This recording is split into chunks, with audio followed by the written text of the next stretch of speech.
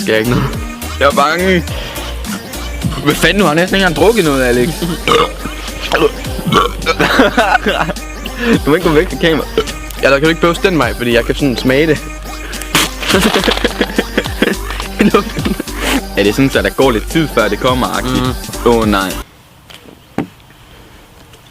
Din mor står og kigger på os.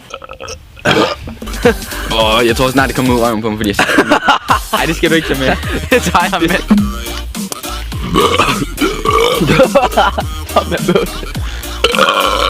Hold da op. Fuck, sker der? Jeg ved ikke, hvad der sker. Okay, man skal i hvert fald have drikket til under etiketten, vil jeg lige sige. Du er kun kommet til etiketten. Nej, jeg kan mærke. Fuck, jeg har det dårligt. Jeg kan næsten ikke drikke noget af. Shit, du er ulækker. Ej, jeg har ondt i maven nu.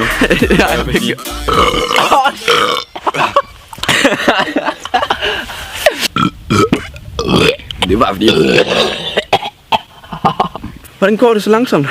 Ud af de 2 challenges, jeg har prøvet, så er den her helt klart den værste. Ikke fordi det gør mere ondt end chili, men fordi at man får ondt i maven, men man får slet ikke noget ud af det, fordi man brækker sig ikke.